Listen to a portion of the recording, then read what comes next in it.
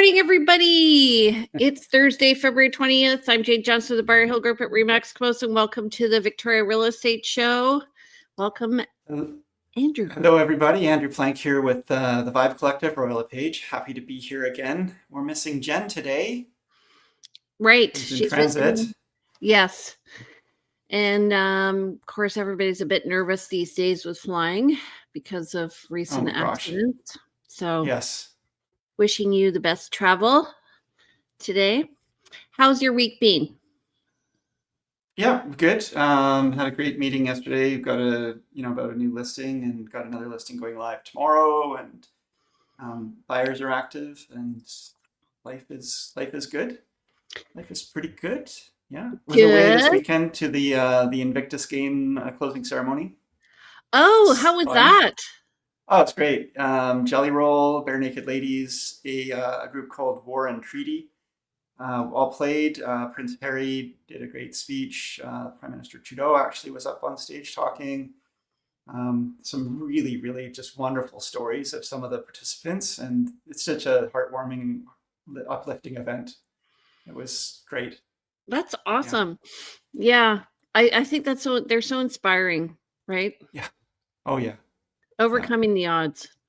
And just the happiness that's like, they're saying, I'm the captain of my soul. You're not, Invictus means, unconquered.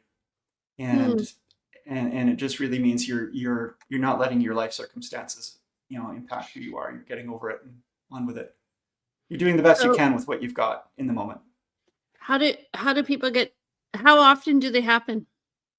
Every 2 years. The next one's in Birmingham in the United Kingdom. I think it's been going on for about 10 years, maybe a little longer. I think the first one was in Vancouver, right? I think the first one was Birmingham, because they're talking about bringing it back to its home. Oh, okay. For next year, in 2 years. So okay, awesome. Yeah.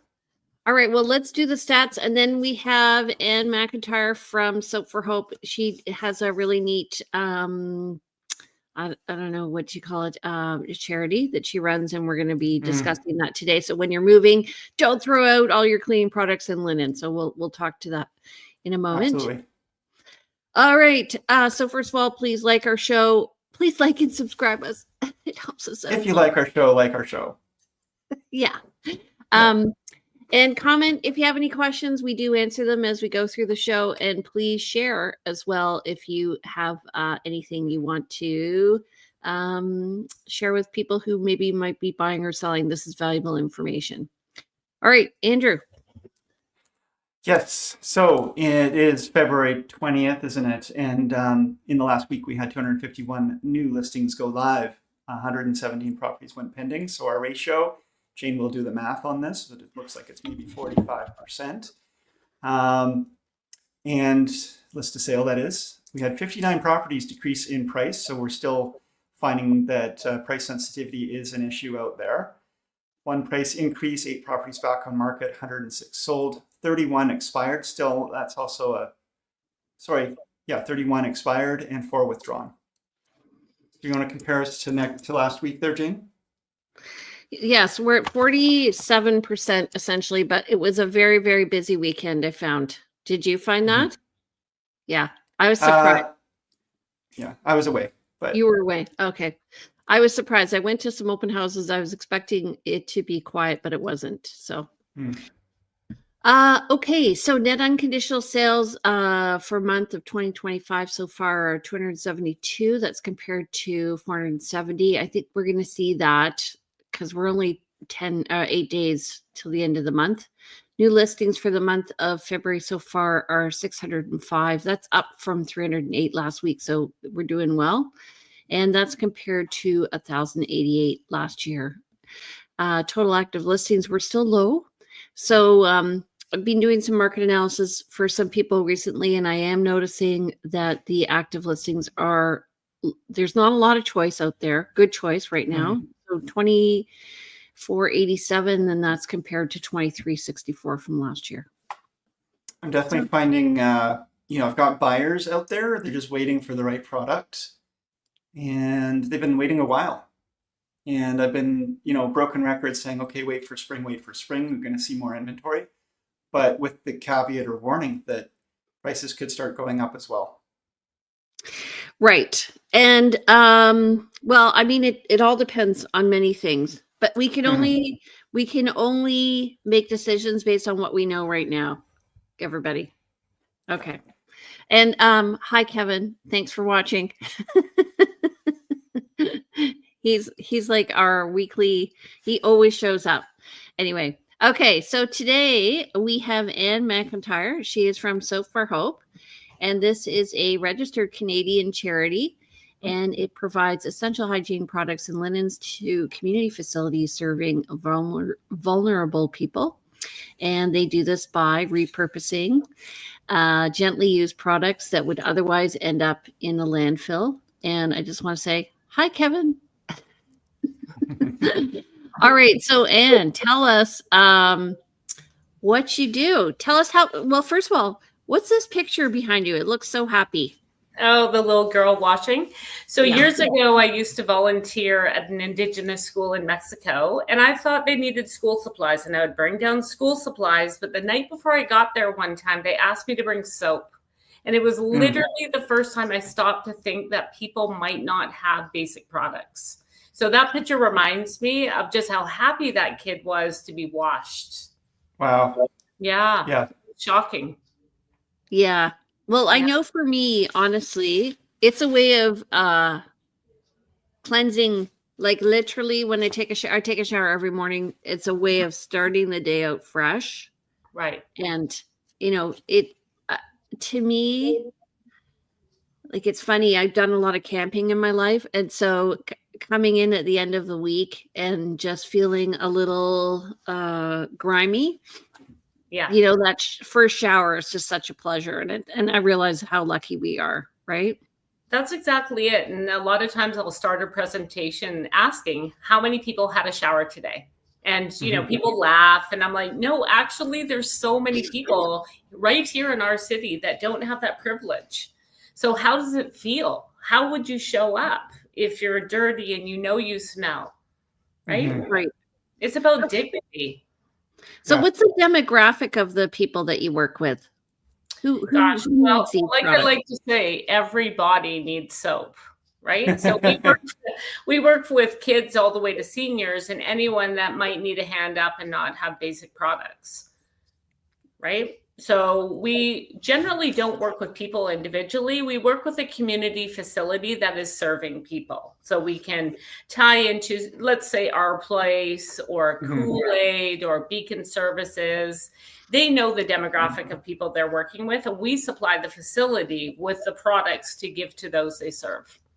That's a lot more efficient than doing it individually for you, and it lets you just serve so many more people. Well, absolutely. And how do I vet people? Right. Right. Yeah. So I have a question. So let's say I'm moving and I have like 3/4 soap or half soap or whatever shampoo. What do I do? Great question, because these are the people that we really want to reach. Instead of throwing those products in the garbage, we are a great resource for that. Any hygiene product that's open, we can repurpose and repackage for people that need it. So you're welcome to come down to our warehouse at 426 William Street and drop it off here, and you can have a tour of our warehouse and see what we do with those products. We are having drop-off location points around town, but I haven't announced where those places. Oh, okay. Yeah. Yeah. So William Street's in Vic West. It is. Yeah. Yeah. And well, you were talking about drop-off places, and this is maybe. Have you ever partnered with any of the thrift stores or any of the places that take donations may not be able to use that? Yeah. When did that? We actually partner with all of them, and they give us all the hygiene. So the Salvation Army Distribution Center, Value Village, Win, they already saved that for us. And then we give it back to them in the way they need it, right? Oh, okay. Okay. Yeah. So, for example, if Salvation Army has a transitional home, instead of taking all these half-empty bottles, we bring it back here, repurpose it, and give it out in full bottles that are clean in the way they need it. Oh, okay. Amazing. Okay. Yeah. So the other thing, I know soap is in our name and everyone thinks we just need soap, but we do all hygiene. We do all the linens as well. So people that are clearing out their towels, their sheets, their blankets, their pillows, we also keep those and provide them for people that don't have these products. Okay. So what if, like, do they have to be 100% together, or like, what if there's a small tear or, stain? Does that matter? That's a great question. So we actually have a volunteer here with our sewing machine. And let's say you have a towel that's kind of ripped. She might make it smaller or make it into face cloths. And then all the bits that she's not using goes into our rag bags. And we have plumbers and mechanics that come and buy those bags from us. So amazing. Yeah, one of our mottos is we don't waste a thing around here. And we love showing people how you can give us products that aren't usable for you, but we can make something of them. So what size linens do you want? Like, do you want single bed, queen, king, or whatever? Everything.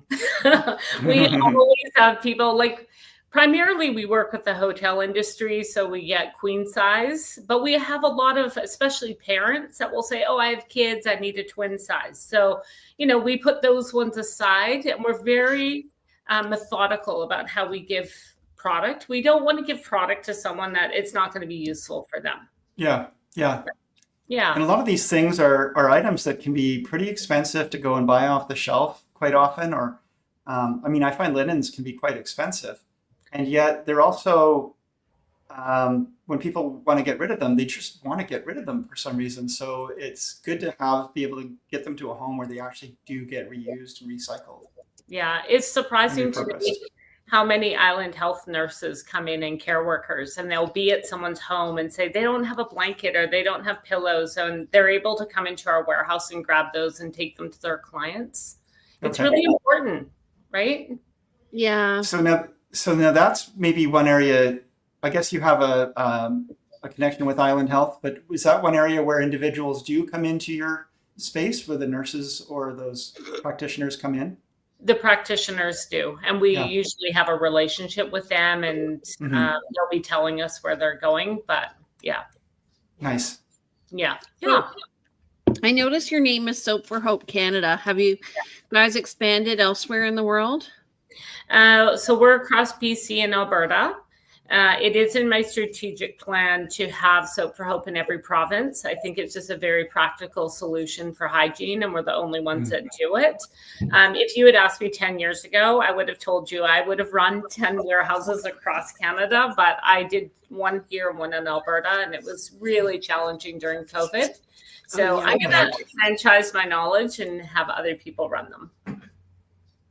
That's the best way to go about it, isn't it? And that's just so much more efficient, and you can serve so many more people that way. Absolutely. We get requests from across Canada all the time. So I do have partners that might have hygiene products, especially in Ontario. And so I'll pass it on to them. Just a thought. Sorry, I keep putting my hand up because that's my nonverbal way of saying I have a question. And you're also a teacher, or you were a teacher. Yeah. Yes, James. Yes, Miss Johnston in the back. You were probably up front of the room. I was up front.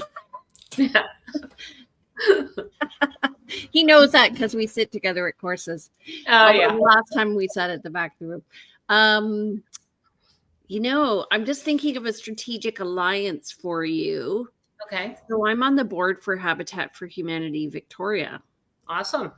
Yeah, we work with them. Yeah, and I was thinking, have you talked to Habitat for Humanity Canada and maybe seeing if you could ally with so they're independently operated, by the way, but I'm wondering if you could ally with the local groups. That might be a great opportunity. Yeah, that's a really good idea. I think that I need to go out and talk to others that are across Canada. Like all of us, we get so busy in our day-to-day. And I describe our warehouse like the I Love Lucy, episode with the chocolate factory, and it just keeps coming in. So as much as I have this in my head, our warehouse is an extremely busy place. We have shipments coming in from across BC. So imagine getting 6 pallets of hygiene products, and you got to figure out what to do with them quite quickly, and we have 100 volunteers here a week. So we're always lining up tasks for people, and then you've got the shipments going out. So there's a lot of activity here, and sometimes it's hard to just come to my office and have those moments to think through how this plan is actually going to work. Right. Mhm. It's so busy doing the business, it's hard to think about how to actually, expand it or.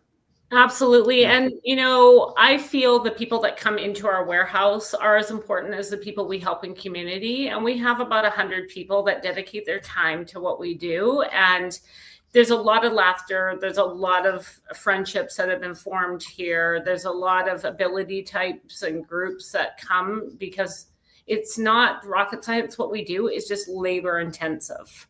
Mhm. So Right. I spend a lot of time with people in our warehouse, and it's really important to me. Are you looking for more volunteers?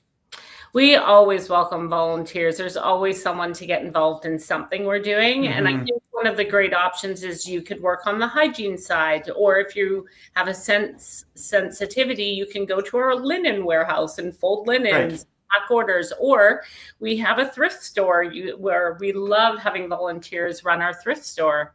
So those are just some options, and Amazing. it's a Just super it place.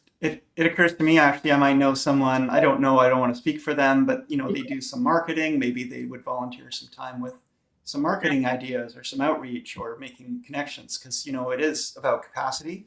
It And when is. you're just so full up, it's all coming at you so quick, and you can't eat all the chocolate that's coming to. So true.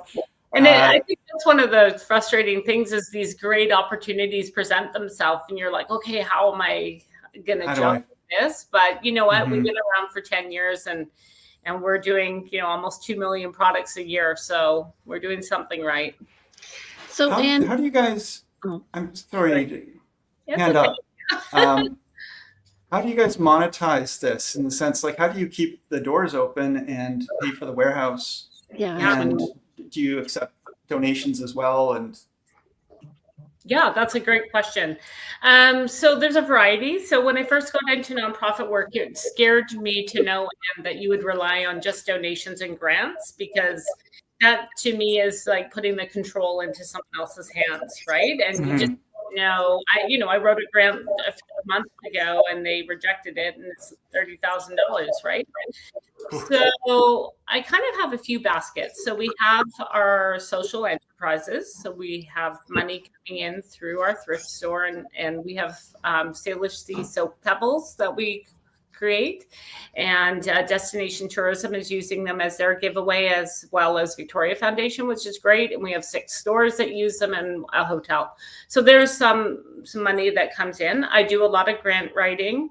We have a lot of donors, and we have a lot of monthly donors, which are incredibly important. So for example, a $25 monthly donation will help a family of 4 for a month. Right. So if we can show people that this money does this, that's great.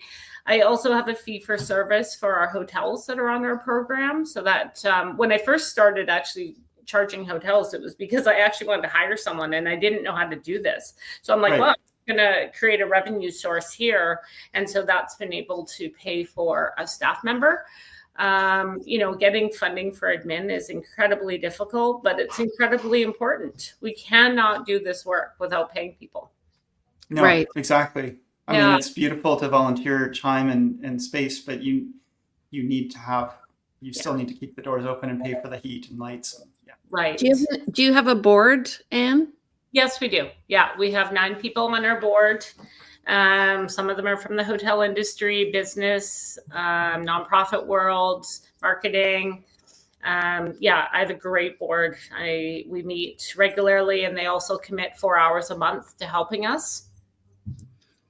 Yeah. That's awesome. Speaking of boards, back when I was on the Victoria Real Estate Board, we had one of my board, one of the directors with me was Karen Denise Smythe. Yep. And she was adamant whenever we went on a trip, and because the board would go, we would go on trips to the States, to the National Association of Realtor events and various conferences.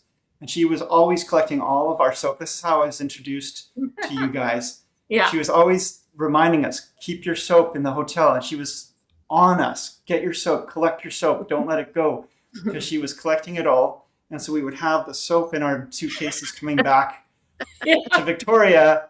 And so you were getting soap from all over North America. We are. Because Karen was so supportive of your organization. And that was what kind of first alerted me to this. And oh, that's awesome. It's quite fun, yes. So you have supporters everywhere. We do. It's really fun to see when people come into the warehouse and like, oh, I was on this trip and I grabbed it from the cart. And, it's really fun. I think it's kind of ironic that you give soap to a hotel, because I'm sure the hotels donate to you too, right? Circular economy, right? One of the other demographics of people or volunteers that I love is our seniors. So, for example, we go through about 20,000 face cloths a year, which, I don't buy them, but we get some from the hotels. But we now get cotton wool and we give it to senior centers or seniors that might have not much to do. And now they have a purpose. So they're making and knitting us these face cloths. And then we only give them back to seniors that need them or kids. We don't give them to people that are on the street because they're too heavy to dry. So again, it's engaging another demographic of people that may not be able to come into our warehouse to volunteer, but so seniors are sort of a population, I think, that people don't realize are vulnerable and need this sort of support. Oh, yeah. And that breaks my heart. I mean, think about how much your CPP and I don't know what OAC is, and then look about what our rents are and how much food and medicine is. There's so many seniors that go without. Right. Like big time. It's actually our Christmas focus is giving these seniors a huge kit, usually about 14 to 20 items of things that they need. So, and I always think about my grandparents. I'm like, oh my God, what if they hadn't made wise financial decisions? And it's no fault of their own that our inflation and rent is as high as it is. Right. Absolutely. And they're making decisions with, limited income, and they're making a decision between, do I buy this can of beans? Yeah. Or do I buy this soap? Yeah. Right. It gets to that level. And absolutely. Of course, they're going to be buying the beans. Yeah, we see it all the time. So with our senior facilities, and we have about 8 on our program, we regularly deliver to them every 3 months. So we just want to eliminate that worry for them completely. And then a few weeks ago, I was in my Nana's care home, and she's in assisted living. And I was talking to one of the nurses there, and I said, do you ever need products here? Is there anybody here? She said, it's not that they don't have the money. They don't have the ability to go out and shop for it, or no one doing it for them. So all of a sudden I dropped off a huge thing of incontinence pads and body lotion and shampoo and soap, just for them to have just in case. Right. Beautiful. Right. Awesome. Well, thank you so much. I'm sure Andrew and I will arrange something where we can come down and actually see what you do, and maybe we'll do a little video. Yeah. Love to come and see. Pardon? What's that? Come in and get your hands clean. That's okay. Yeah. Love that saying. Yeah. I just want to say one last question though. Yeah. We work with buyers and sellers all the time, people moving all the time. Do you have any marketing materials or anything you can share with us that we can share with our clients that can put into our buyer or seller kits? Say, hey, here's one extra resource we have in town. If you want to make use of it, we really encourage that. Absolutely. And what might be good is having our product donation bin at your real estate offices so that other realtors realize that we're a resource for them. I'm sure you've seen it, that people need to get rid of this product. There's lots of other realtors that have seen this as well. Do you have like a little banner or anything we could put up, like a little 8x11 thing? Yeah, we definitely have that. And I can send you a picture of what our bin looks like, and also the products we accept that are open. Okay. I think a visual representation every time people go in the office would be great. Absolutely. I'd love to do that. You know what? I'm going to ask our managing broker if you can come and speak to our realtors as well. Yeah, that'd be fantastic. I'd love that. Thank you so much for the opportunity. Andrew? Same for us. We do but we do a weekly sales meeting as well, and it's just a quick presentation. Would get you in front of a lot of faces that are dealing with people moving all the time. Okay, I'd love that. Yeah. Just sign me up. Okay. Great. Awesome. Thank Alrighty. So we're coming to the end of the show. We are trying to keep these short and sweet. Don't forget to come every Thursday at 9:30 and watch us live if you have questions. Otherwise, you can watch us on our YouTube channels. Let's start with you, Ann. How do people get in touch with you? Yeah, so our website, www.soapforhopecanada.ca, or if you have a specific question for me, you can email me at ann@soapforhopecanada.ca.